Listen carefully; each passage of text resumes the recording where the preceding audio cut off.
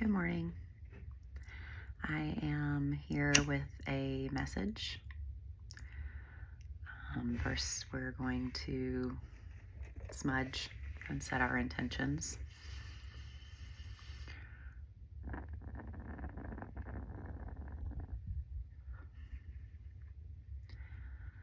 So I am asking that the messages in this reading come through with clarity and with instructions for helping us step onto our path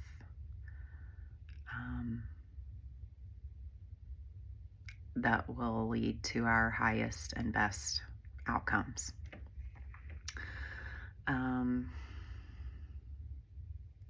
I'm going to be pulling from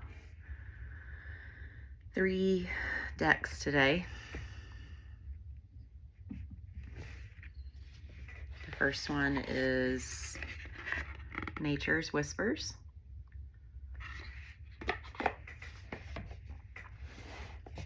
The second is the Muse Tarot. And the third will be the Southern Oracle. So we're going to start with Nature's Whispers. And yesterday's reading, I used another deck by the same author and illustrator. Josephine Wall is the illustrator, and Angela Hartfield is the author. This one just kind of has a different theme. The one yesterday was more about like love and romance, and this one tends to be messages from nature spirits. And they also have a third one, but I can't remember the title of it, and I can't remember the theme of it either, but I'm sure it's beautiful. All right, this one doesn't want to go, so I'm going to take this one, and before, I'll just show you the back, because I know butterflies and even moths are spiritual symbols for many people. So maybe you see a spirit friend on there for you. All right, so the card that came out is Be Gentle with Yourself, number 33. I'm sure you can tell just from first glance that there are lots and lots of things to see in this card. Just right off the bat, we'll dive into the number 33. In numerology, 33 is a number that is considered kind of like an angel number or a power number. It's a number that carries double the power because it's the same digit expressed twice. So 33, 2 3s. In numerology, 3 is all about finding the balance. It is about, if you think of other iterations of the number 3 and just any kind of scenario, 3 is a powerful number. It's a number that completes something. So if you think about even just in storytelling, there's a beginning, a middle, and an ending.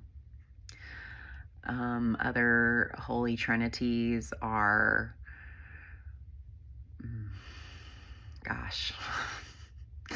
my mind is completely blank right now. Other than, Father, Son, and Holy Spirit, there's Maiden, Mother, and Crone. 3 is about kind of denoting a cycle. I'm seeing a triangle with the top point being like yourself, the I. And then you've got these bottom points that are maybe like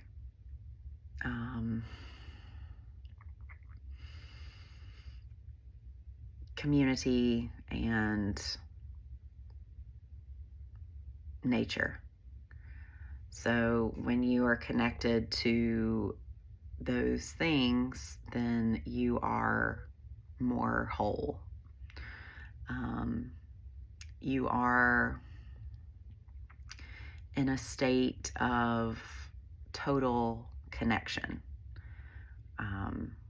When you kind of have that little triad of connection to yourself, connection to others, connection to nature. The power of 3. I mean, does it need explanation? I mean, I feel like we've all had experiences with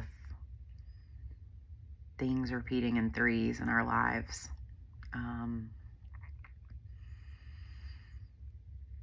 I'm trying to think of some other things that come in 3s. Okay, so in the Waldorf tradition of education, teachers are taught to educate the hands, hearts, and heads or minds of their students.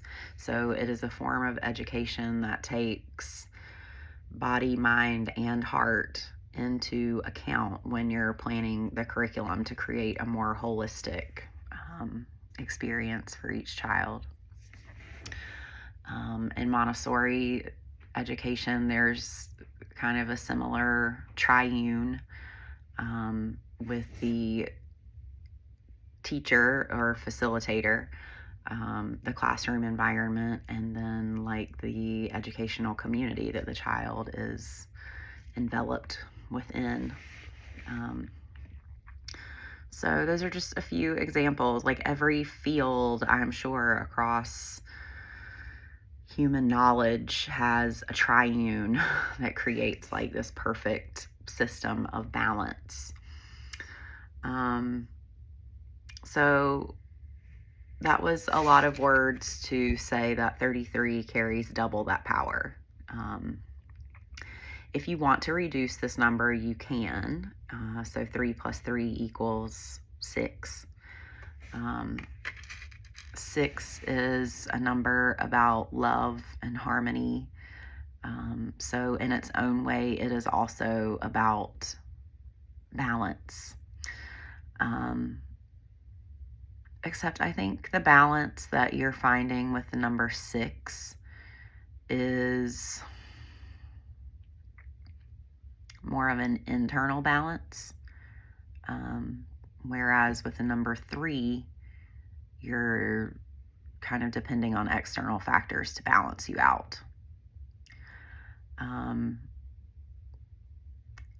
And this kind of thought is informed from knowing that odd numbers carry like a masculine or an active or an external sort of energy, and even numbers carry a feminine or passive or internal sort of energy. If the words masculine and feminine kind of don't really resonate with you, basically we are just trying to show that there is a spectrum, and on the spectrum there are 2 ends. One end is this and the other end is that, And however you want to set that spectrum up for yourself is up to you.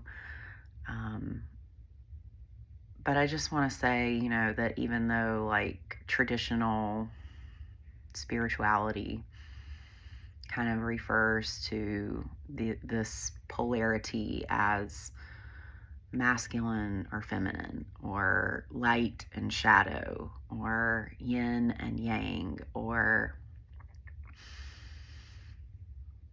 doing or being,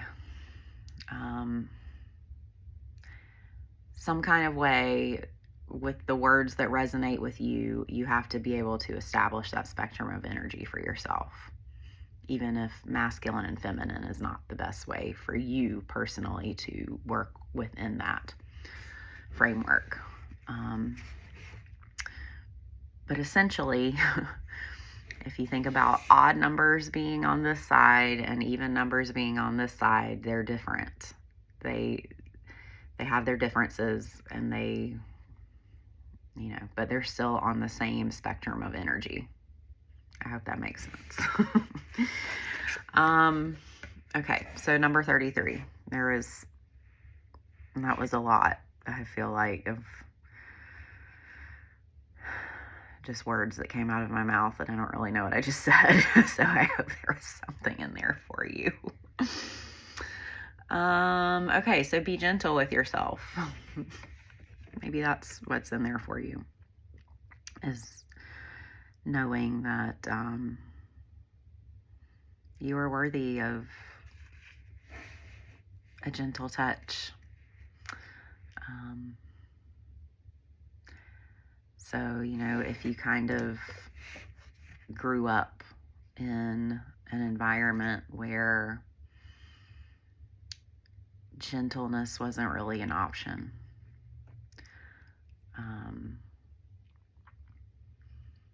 because you were trying to survive, being gentle with yourself actually becomes a lifelong endeavor, because it's not necessarily something that might come naturally to you if you're not accustomed to kind of gentle treatment, especially gentle treatment of yourself.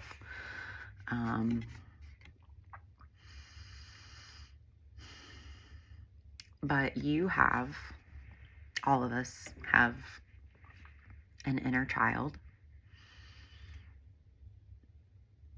Even if you feel like you're all grown up, you still have an inner child. And that inner child within you needs the adult version of you.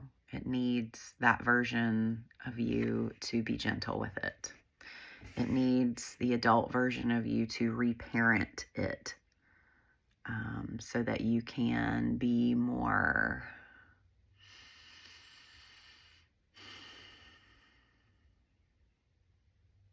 emotionally intelligent.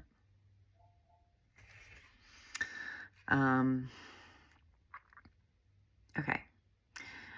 So I am looking at this card, and there are all kinds of little signs and synchronicities in here. I'm just going to point some of them out, and maybe some of them are for you. So one is what I'm assuming is a conch shell. I'm going to get the card close, but it's right here. Some sort of curly shell. That when you put your ear up to it, you can probably hear the ocean.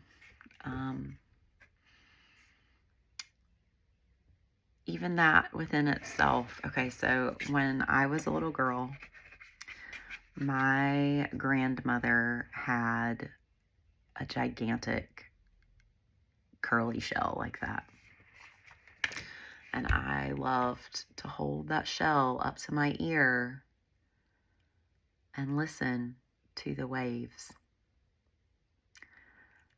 That was very soothing for me. It made me feel like magic was real. It made me feel like I could go anywhere in my imagination at any time, and it was something that no one could take away from me. Whenever I listened to that shell, I could be at the beach. So maybe just finding simple, free moments like that.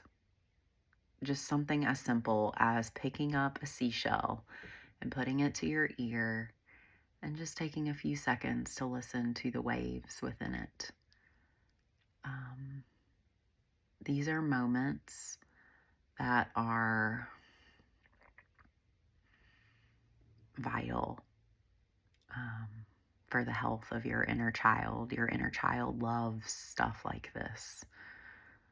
It loves these kind of activities where you are transported back to a time when you can exist without having to buy anything, without having to even be anything, without having to do anything. Like you're just in a total state of oneness with the universe when you put a shell up to your ear and just listen to it.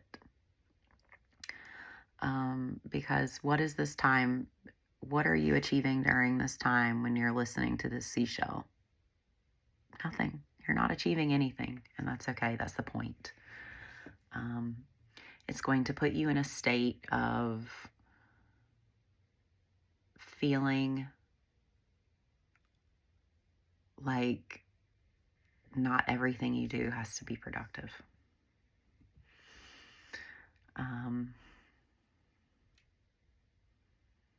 I know as adults, we are encouraged, heavily encouraged, even guilted and shamed into being productive every second of the day.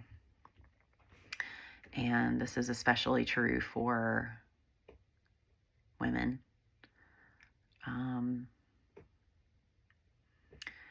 And I feel like we define a lot of our worth based on our level of productivity. And this is just, as a collective society, really, it's not even specific to one gender. I just know that right now in communities where women are, that's a topic that's being discussed a lot, is how much we wrap up our self-worth in our levels of productivity.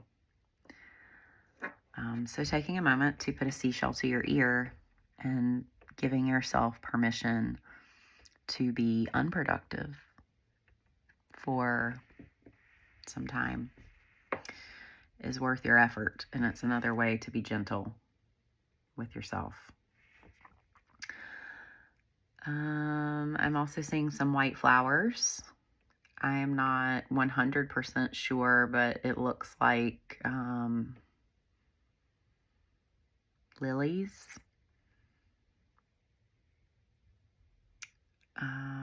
I'm also, okay, so it may not be this. I don't know. I don't know what the buds of this particular plant that I'm thinking of look like, but plumeria. Plumeria. I think it's a tropical flower, and it has a really sweet scent. And I know they're white flowers, but I don't know what they look like. I can't really visualize the bloom. But maybe even just that, maybe, okay, so aromatherapy. Flowers are important to humans because their fragrance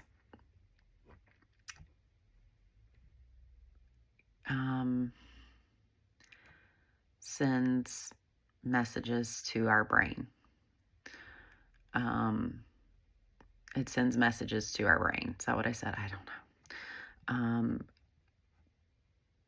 Aromatherapy is a very powerful tool. And it kind of catches flack from the heavily scientific community because it's not, in some ways, it's not measurable. So it's hard to prove something that's not measurable in like a laboratory setting. But there are plenty of studies that show that aromatherapy works. And I am hearing that plumeria, I'm not sure, plumeria,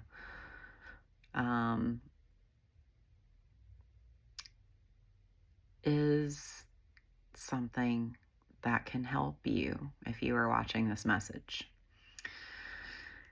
And I'm going to use this moment to say that tarot readings are never intended to be medical, legal, or financial advice, so please don't take it as that. You are meant to be using your intuition. You are meant to be using your discernment and making the best decisions for yourself based on your intuition and your discernment. So the way that I interpret these cards may be different from the way you interpret these cards, and that's perfectly valid. But right now, I am hearing that plumeria may have the key to unlocking a layer of your healing. So check that out if you feel inclined to do so. I'm also seeing pansies here.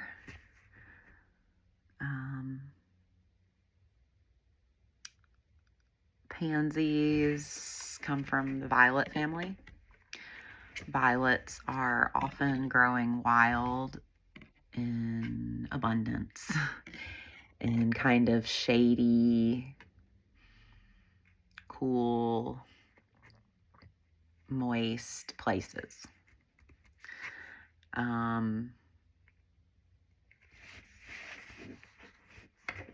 So like where I live, violets often grow under trees because it's a little bit dark, it's a little bit shady, and it's a little bit wet under there. It stays there because, the sunlight doesn't always hit the forest floor.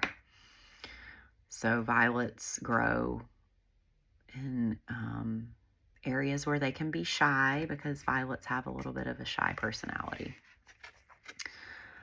But pansies are kind of a commercialized form of a violet. And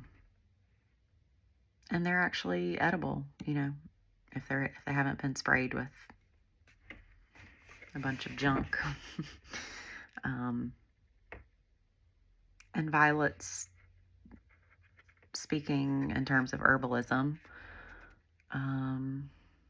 violets are a nourishing food for your body. So maybe check that out. See what comes up for you in terms of violets and what their kind of herbal actions are, and how that might relate to any kind of like physical issues that may be coming up for you at this time. All right, so I'm also seeing deer, a male deer and a female deer.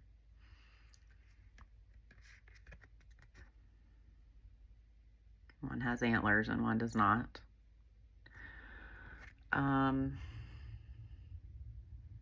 Deer are known for their gentleness, kind of in terms of spiritual meanings. Deer do have a very gentle nature about them, unless you disturb them, and then they're not so gentle. But, think about a deer grazing in a field. It's a very placid experience. If you have ever looked into a deer's eyes, you will just feel gentleness emanating from them. They're very gentle creatures. And they're also very sacred to many cultures. I know where I live, they are often hunted. And it's really because they have become kind of a nuisance to a lot of people around my area. They eat crops, and there's too many of them. They're overpopulated, which will lead me down another little rabbit hole of thought, to say that the population of deer is the way that it is in my area because of human habits, and our push to develop all kinds of wild lands. We have destroyed the homes of natural predators of deer, and we have also taken it upon ourselves to take out the natural predators of deer because they're also natural predators to our pets and to small children and, people who can't run away from a bobcat quickly. So, when we have these issues of overpopulation with animals, it's always because of humans. It's always our fault. But just because, an animal is seen as a nuisance to the human community doesn't mean that divine necessarily sees them as a nuisance.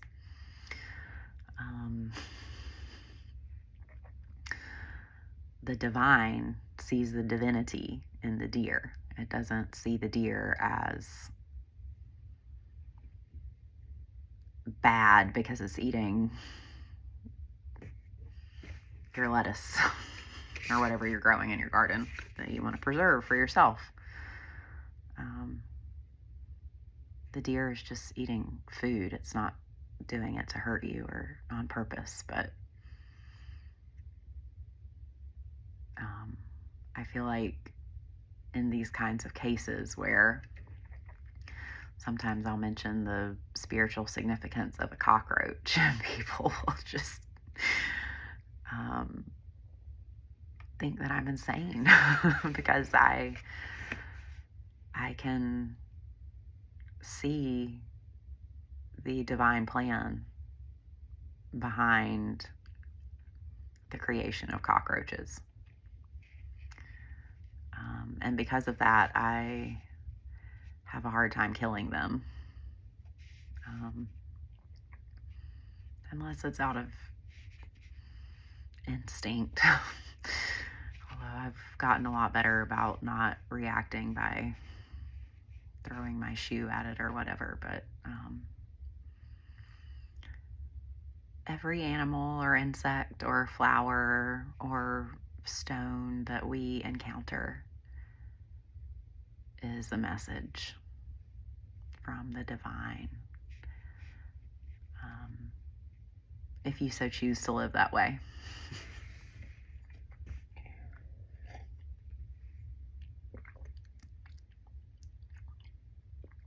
Okay, so after talking about that, I'm seeing mushrooms. Um, which, for my entire childhood, mushrooms were seen as something that was dangerous. Whether you were doing them like recreationally to alter your consciousness, or whether you were just out in nature, having the time of your life, like, do not touch mushrooms. You were told not to touch mushrooms, not to interact with mushrooms, not to eat the mushrooms, not to get anywhere close to the mushrooms. At least I was. And mushrooms can be very dangerous. They can be if you don't know what you're doing with them. I do feel like nowadays, with the expansion of our knowledge, people are seeing the beauty in mushrooms. Even just in the supplement industry, mushrooms are having a moment right now. There's lion's mane or reishi or, mushrooms everywhere. You can get them in your coffee, even mushroom coffee, if you want that. And I do genuinely believe that mushrooms are important for our health. They are a natural source of vitamin D.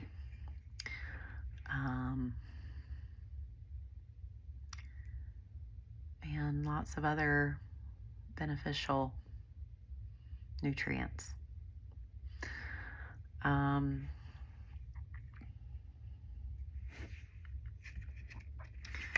But just in terms of, something that does have divine powers, mushrooms have divine powers. But they are something that is often misunderstood.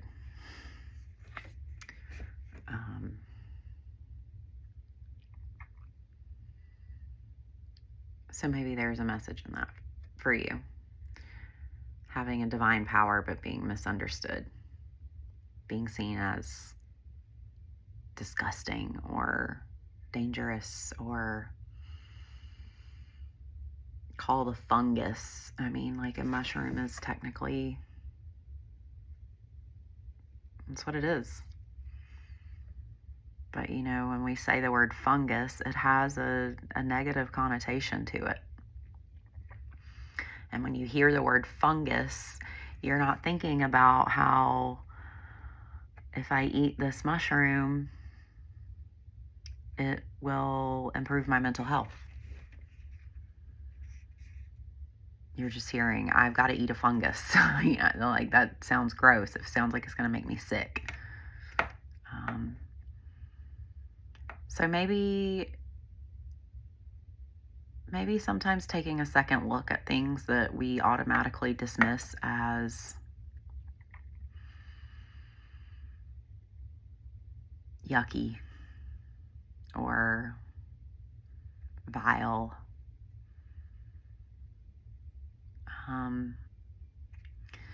Because if you truly believe that God created everything, God also created yucky stuff.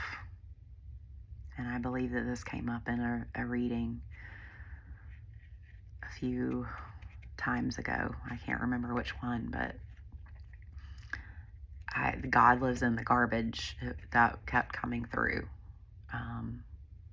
So this is a repeat message about God is in the details, even the disgusting ones. Which, in terms of be gentle with yourself, kind of relates to the yucky parts of you are divine. They're just as divine as the parts of you that shine bright.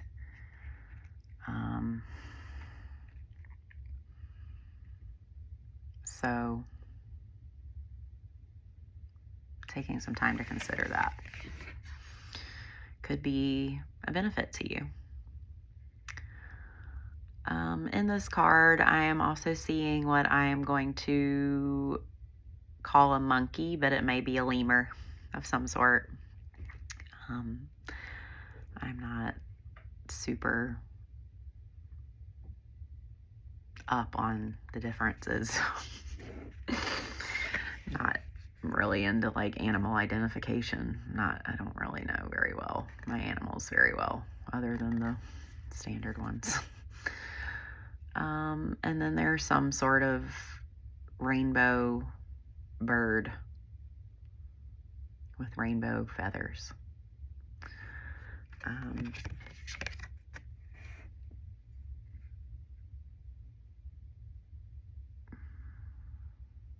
So I'm going to go to the guidebook.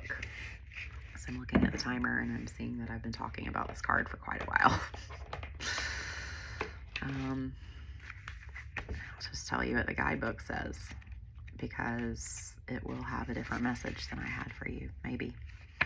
All right, a time of new birth and energy is upon you, drawing on the lessons you have learned to assist you in moving forward. Notice how you have grown and changed as a result of everything that has transpired.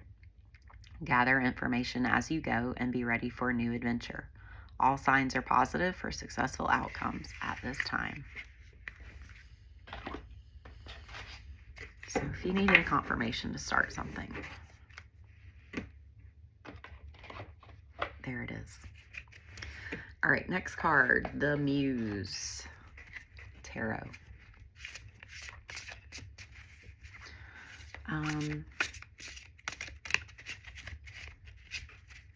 I've said this before, but this deck was given to me by a friend.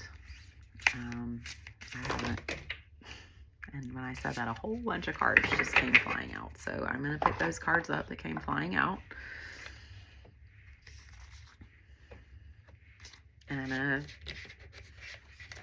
continue shuffling those of several. So I'm just going to shuffle these now.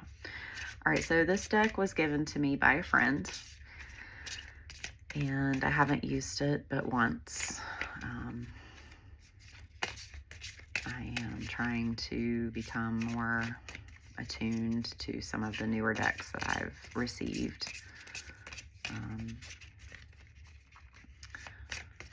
And this is just good practice to use it. But I like the aesthetics of this deck because it has roses, which for me are a personal sign. And it also has some interesting artwork. All right, this card doesn't want to go back in, so I'm going to take this one. And every time I've used this deck, the inspiration card keeps coming out. The last time I used this deck, I also drew 2 cards fell out, and they were both inspiration cards.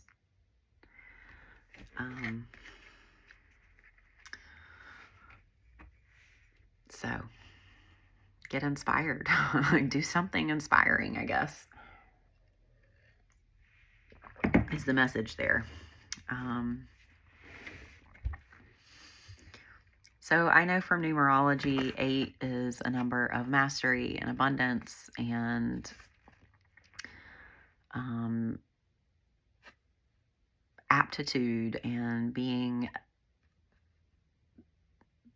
very comfortable with the state that you're in. Like if you're working in a job and 8s come up around that, like it means that you are kind of a master of your craft.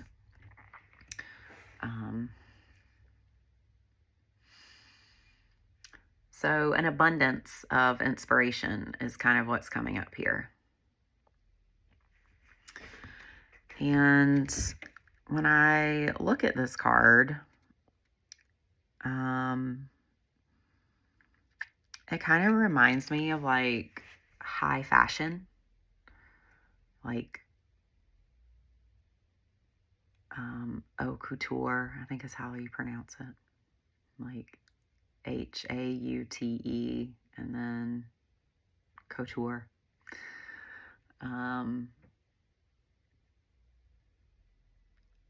And I guess it's just because of like the high heel booties that I don't know. It's just all of it. Just all of it reminds me of high fashion and like models on a runway. And you've got like this striped fabric. It could be the fabric. And then there's like the clones. 3 clones of the model walking.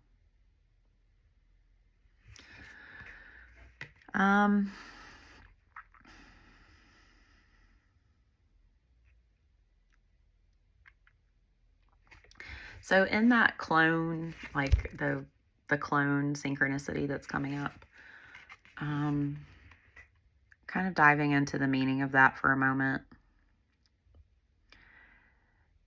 can either be representative of all of the different versions of you that live within your essence.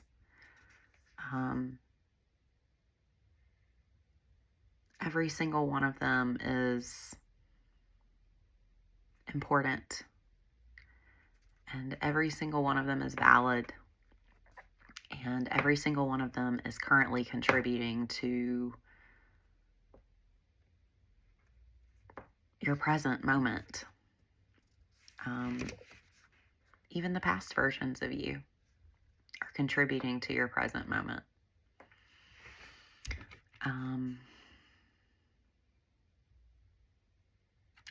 So I'm also kind of interpreting this as the 4-fold body. So like here we have our physical body. It's the one that's most visible, tangible, measurable. It's easy for us to kind of monitor the health in our physical body just by the way we look, by the way we present ourselves to the external world. Okay, and then right outside of that, we have our emotional body. So that's going to be the body where your feelings are kind of kept. Your inner world. Then outside of that, we have our mental body, which is where our thoughts and beliefs kind of live, our mindset. And if you're like me, you hear your mind running constantly, even when you're asleep, it's going. And then outside of that, you have your spiritual body. So your spiritual body is kind of like where it's believed that your soul comes from. Your soul lives in your spiritual body. So just kind of a reminder to nourish all of these parts of yourself. All 4 bodies need attention and care. And now I'm especially being drawn to the orange sun or moon. I'm not sure. It's not bright enough to be a sun, but it kind of looks like it in the illustration. I don't know. You decide for you. Is it a sun or a moon? But anyway, the orange, I'm drawn to the orange in it. And it is, for me, about the sacral chakra. So our inspiration kind of does come out through our creativity in a way, like when we're inspired to act, we usually can come up with a more creative solution for something than when we don't feel motivated. That's kind of when our contributions become a little bit flat when we feel unmotivated and we don't have that breath of the divine breathing life into our ideas.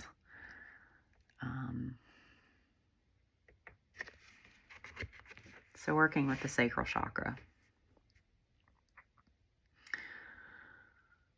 And then the other thing I want to point out, I mean, obviously there's other colors, but I'm kind of now being diverted to the snail.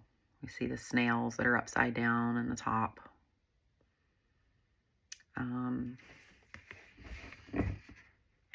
Snails are another one of those things that gardeners especially see as a nuisance. But they have a very divine purpose.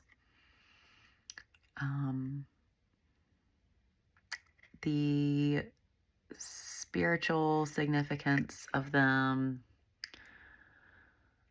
has to do with being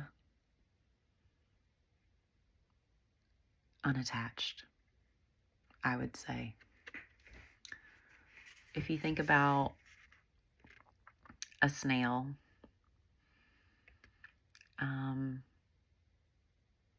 it carries its home on its back, so it's at home wherever it goes.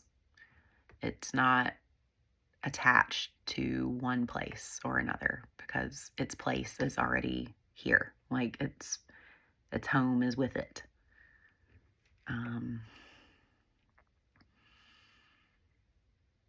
Obviously I feel like snails must not be entirely solitary creatures because I feel like their little snail trails that they leave behind have lots of pheromones in them that other snails can pick up on.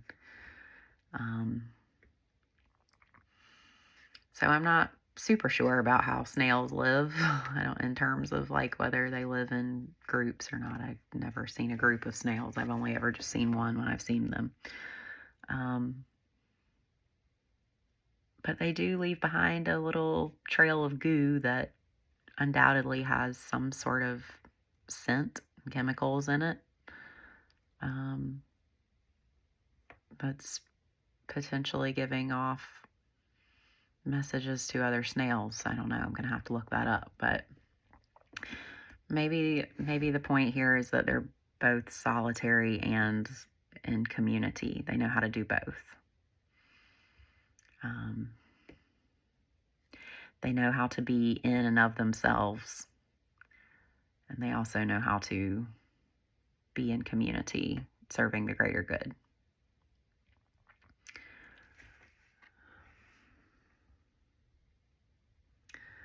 All right, so I'm going to go to the guidebook.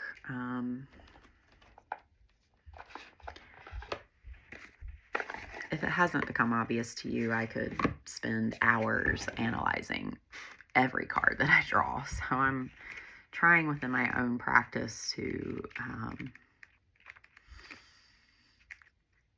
learn to not do that quite as much for the sake of time management. All right, so these are the keywords associated with the 8 of inspiration. Travel, speed, free-flowing, energy, movement, breaking free of stuck patterns, running with an idea when inspiration hits. She whispers of travel, momentum, and movement, speeding through this realm, and the 8 of inspiration wants to share a secret with you. Sometimes you don't need all the answers before you move ahead. When things are not a simple yes or no, you can choose the energy of duality and unanswered questions and just keep going. Sometimes you don't need to choose a side. You don't need a yes or a no. You don't need the black or the white because this energy is fast, and if you blink, it's gone. It serves up more opportunities than failures, and it absolutely feels like flow. This muse whispers that you can make use of the speedy energy now. Okay.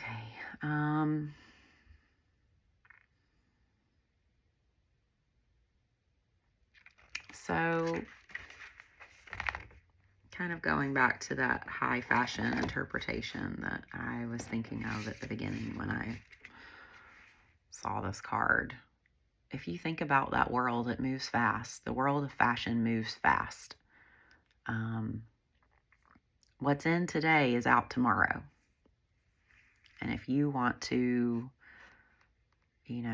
spend your time chasing trends, fashion trends, you certainly can, but you're going to have a whole closet full of clothes that you won't be able to wear next year.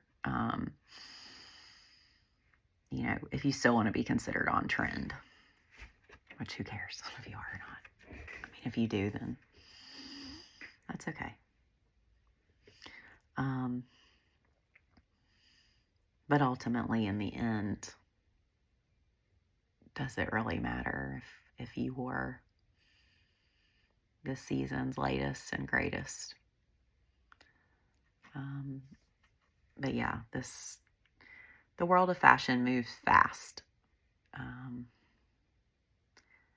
So kind of acting on those impulses is something that fashion designers have to be really good at. They have to be really adept at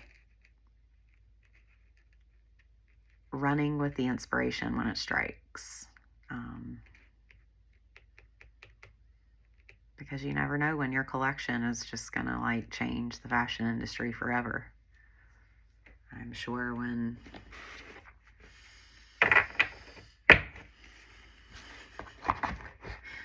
Ralph Lauren debuted his line of Scottish plaid, I don't know, maybe he knew that it was going to change the fashion industry forever, but I don't think he knew that he was going to become synonymous with the old money vibe. But that was his divine inspiration, inspiring him to create such a collection. So anyway, I'm going to go to the last deck.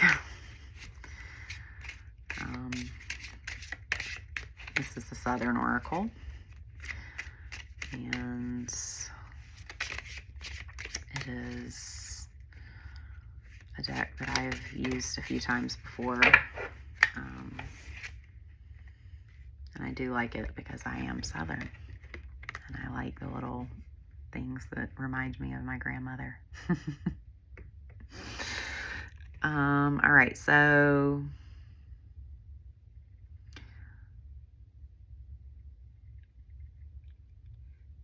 number 3. How's your mom and them? How's your mom and them? How's your mom and them? That's basically, I've never heard that one before. Maybe that's more of a Georgia vibe. I'm not from Georgia, but so asking, how are your people? Reach out, strong roots, connection, presence, reunion, and foundation are the keywords on this card. And then if you'll look within the branches of the tree, you'll see that the word family tree is written there. I think this is interesting because in the past several readings, the Earth Star chakra has been kind of coming up, and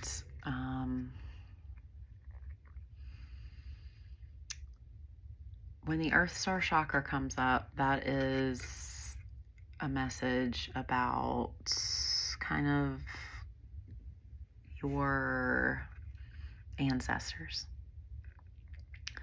It is a message to either connect with them or look at how they may be affecting you in the present. I know that right now in a lot of millennial spaces, there is a conversation happening about how millennials are clearing generational trauma by the choices that we are choosing. And it upsets a lot of people because it means that we're not living with the status quo. We're not accepting that anymore, because the status quo is, let's be frank, it's harmful. It's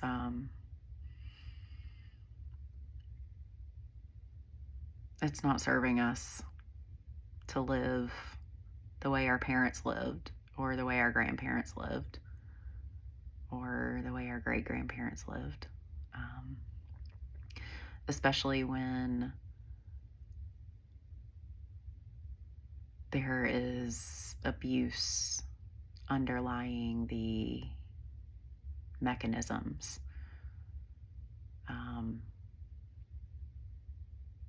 That, those particular ancestors engaged with in order to live their daily lives. And it's not always easy to be in a place of trying to be the curse breaker.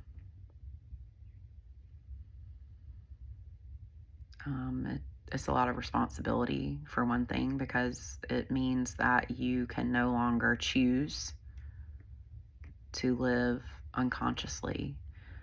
I believe Maya Angelou said, when you know better, you do better. And that's true. Like, we know that parenting a certain way is harmful, because we've had decades-long studies done about it within our lifetime. And the results are clear. And lots of us chose to break out of that style of parenting and go into a new style of parenting. And I guess lots of flack for doing that. Even in terms of like education, we now know that the industrial school model doesn't work. It's not sustainable. Yeah, it works on paper, but in reality, it's not the best thing for students. It's not the best thing for children, especially. We know that scientifically. It's been proven. Our brains work better when we're educated and play-based or inquiry-based models, because we're allowed to retain our authentic learning styles, which were given to us by the divine for a reason. Our learning style is unique to us for a reason, because it's the one that we need to fulfill our mission here. And in no way, shape, or form does our society take our individual soul missions into account. That's just not a thing that happens. What is taken into account is profits and numbers and growth, constant growth, never-ending growth. And when we live in a system like that, it makes humans a commodity rather than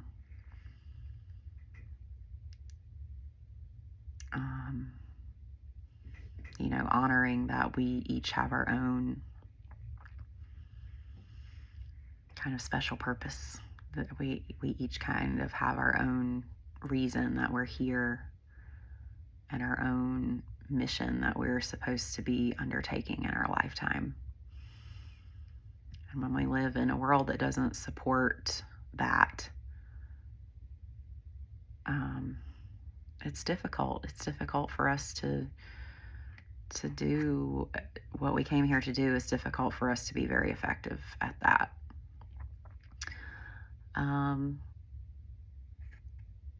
So maybe taking some time to look at the ways that you are either breaking out of the habits that your ancestors gave you. Are you breaking those habits, or are you just repeating generational cycles because it's easier and you don't want to have to think for yourself? Is really what it boils down to. You don't want to have to question, well, this is the way Dad did it, so it must be the way. Sometimes, yeah, sometimes your dad came up with a genius way to do things, but sometimes your dad is also fallible. It's a human being and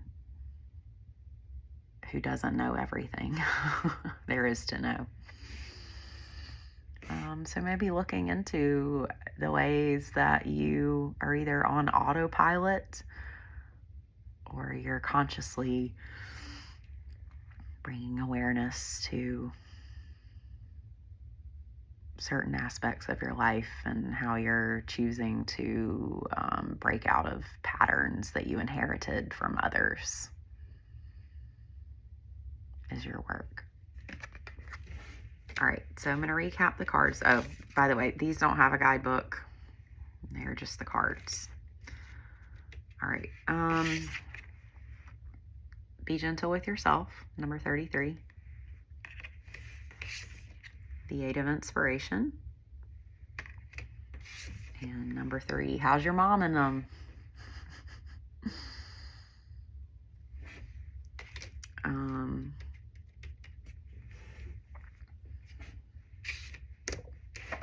Okay. Kind of my overall take after reading the 3 of these cards is that you may currently be in a space where you are closing one chapter and starting a new one. And in most books, there is a space between the end of the last sentence of a chapter. There's usually a blank space in between that and the start of a new chapter. You are in that blank space right now, if you can imagine that. I'm being drawn to show an example because, okay. So like, end of this chapter, nothing. There's nothing here. And then there's nothing here until the start of the next chapter. Okay, so you're in this space.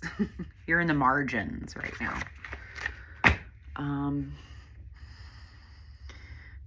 And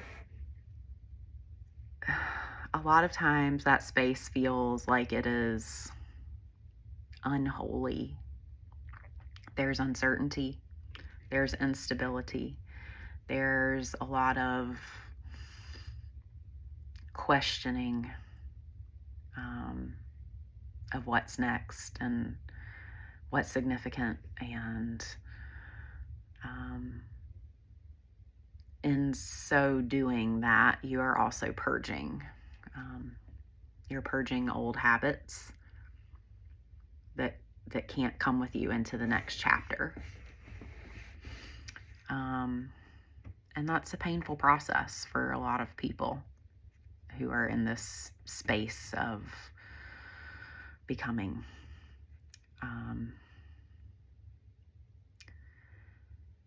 Because it's hard when you don't know what comes next. Like, life gets predictable. And,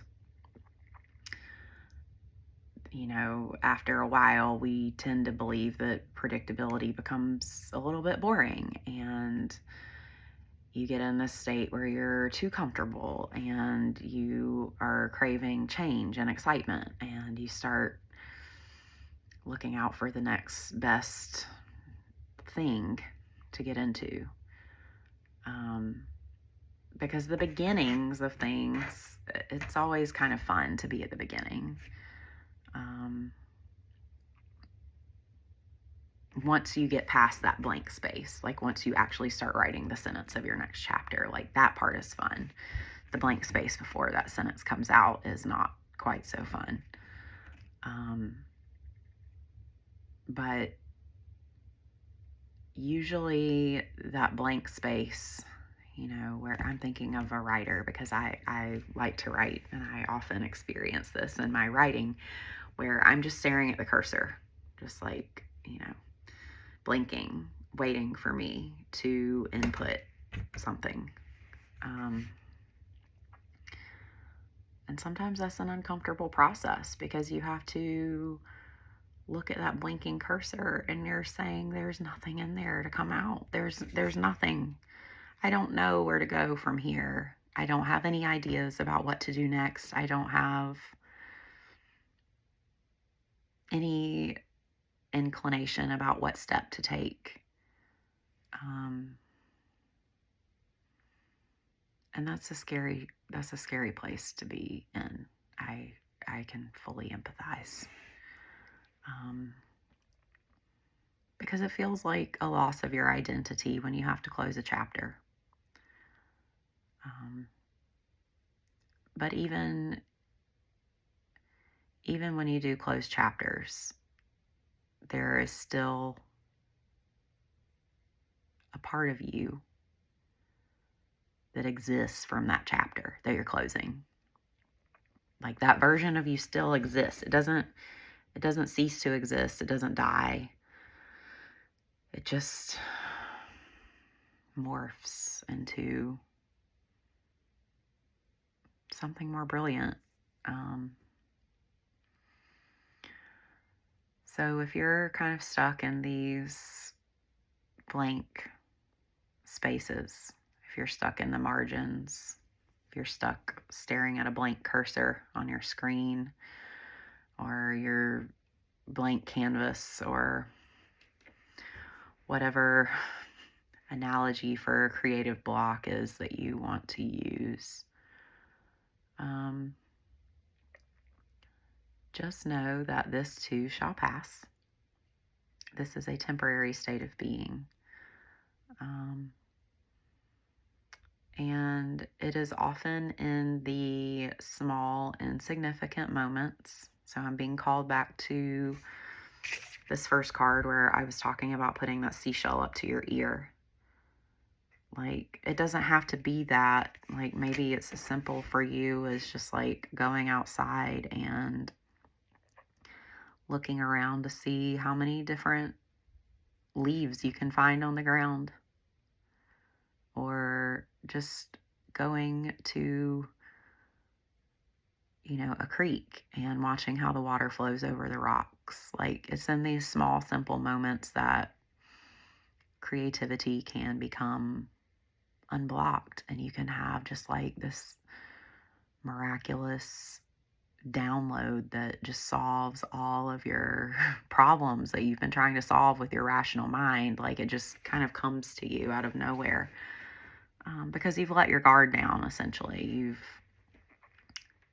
kind of detached yourself from outcomes at that point, and you just kind of let yourself drift into this, what Abraham Hicks calls the vortex, where you're not trying to force anything, you're not trying to do anything, you're not trying to be someone you're not. You're just in the energy of receiving. You're in the energy of receiving your ideas and your inspiration. And I'm being guided to say that this process, neither can this process be forced. Just like you can't often force like creativity or inspiration, like you also can't force this process of putting yourself in receiving energy. You just have to like naturally allow yourself to fall out of chasing. And for some of us, that might be a hard a hard sell. It might be hard for us to kind of stop chasing for a moment and just be, just exist, just be a human being, without any agenda.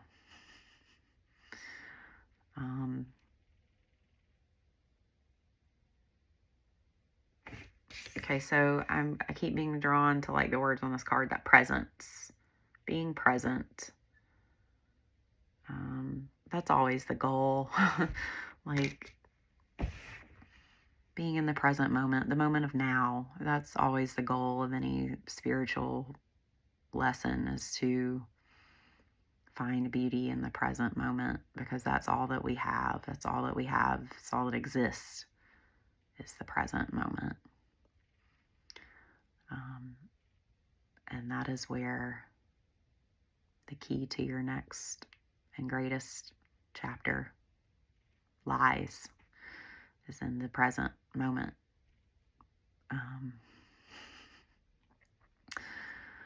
So I hope there was something helpful for you in here.